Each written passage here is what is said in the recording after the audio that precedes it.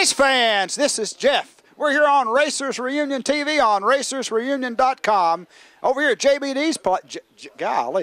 Day's place over here on the river in Easley, South Carolina, on at the River Bend Old Stock Car Museum, and my guest in this segment is Jimmy Whitehead. Jimmy, you know what, man? You're gonna have to use this. I'm not. Just you know. Yeah, just point that thing towards your mouth, and you'll be all right. How you doing, Jimmy? I'm doing great. How about you? Let's get it up. I gotta hear you, man. There we go. Now we're getting some sound. This is a nice picnic here. Your birthday party, combination of everything. It's wonderful. Yeah, we're here to celebrate Raymond Parks' 95th, I think, isn't it? 95th birthday here, and JB's been doing this now for about 11 years.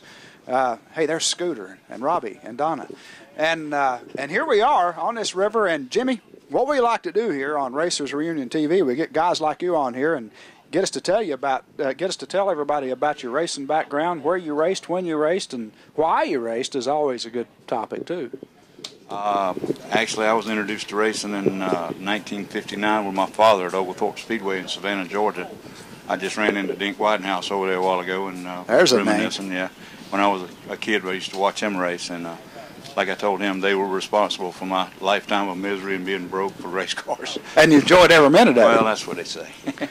But yeah, I started driving in 1965 at Savannah Speedway, and we raced mostly over the southeast from all the racetracks around Charleston, Jacksonville, Florida, Middle Georgia, and Oglethorpe Speedway, and back in the 60s, all the way up through 60s to most of the 70s. And my son now drives for me. We had a super late model, and he drives in the National Vintage Racing Association, which is a traveling series that we have a really wonderful time. I've heard about that. That sounds great. I love what's happening with vintage racing, man. I'm gonna tell you what, that gets me excited, man. Talking about these the crowds all receive us at all the racetracks we've been, and it's a really good thing for racing because it brings in from 68 back, and the older cars with the wings and whatnot, as well as the late models from the 60s back. So it's a group of guys that really enjoy themselves, and they get out and really race, so they have a good time. That's great. You know what's cool about that is all us guys our age, we all liked it better then than we do now, no matter what it was, don't we? It seemed different. You had a smaller group. It wasn't spread as much because there was only a certain amount of people that did it. It's not as widespread as it is today because there was only a few tracks here, like Columbia Speedway, for instance. Right. Yeah, you told me you raced at Columbia. Right. I mean, that's. Oh yeah, man. I was king of the hill to be able to go up there, you know.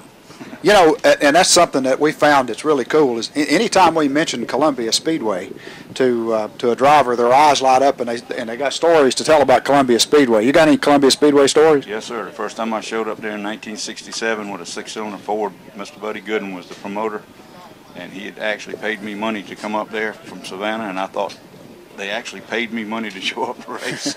And the first thing they said to me when I walked in was, "Don't pass anybody on the outside of going into number one." And I thought, there's a wide open racetrack up there, so I passed 12 cars on the first lap, and I think the next lap I found out why you didn't pass on the outside. They educated me quick. We did real well, but that was the one thing I remember about Columbia. You didn't take out part of the guardrail down there, did you? No, sir. We had a little altercation with a few of the regulars up there, but we wound up finishing up real well. But ran a late model up there, and I got to remember one specific thing. When you're that young and you're just starting out, I got to race with Ralph Earnhardt and Buddy Baker and Leroy Yarber and a bunch of them with my late model in 68. So you couldn't have told an 18-year-old he was any bigger than that's what a cool memory, you know. Buddy came down to our reunion at Columbia Speedway and signed autographs for a while, and he's one of those people that we talked to about that place, and his eyes light up, and he talked about going out of the track there on turn one. Number 2. That was a fast racetrack and a brutal racetrack, but if you ever got in the groove and in your zone, it was one of those places you dreamed about coming back next week. We were up there one Thursday night. Like I said, we were 18, 19 years old, and we had a late model there that we'd put together, and it was running fairly decent. Of course, without money, you just run what you could.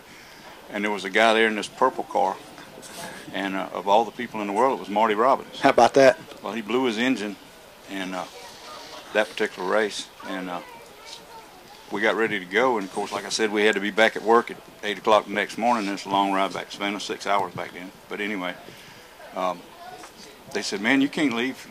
You don't understand what Marty does after the race." And I said, "What's that?" He said, "Just hang around." I said, "Man, we got to." The guy said, "Look, take my word for it. So we stayed. Marty crawled up on his truck and serenaded us with everything he did on top of his truck till 4 o'clock in the morning. Signed. None of us went to work Friday morning. Well, hey, there's another great memory. Man, you know, you sat here and told me about racing at the age of 18 years old with Buddy Baker, Buck Baker, Ralph Earnhardt, Marty Robbins. You know, like I said, you look back on it and you were such a poor guy. All you want to do is race. Yep. You didn't care. You know, you Who would have known, right? well, you know, everybody said, "What you got in your cooler?" We'd say, "We brought ice. We thought maybe we'd get some tow money." We didn't care. Back then, if you could get the car together and load it on the truck, we were ready to go. That was it. Hey, Jimmy, thanks for sharing that with us. Jimmy Whitehead, right here, Racers Reunion TV. Thanks, Jimmy.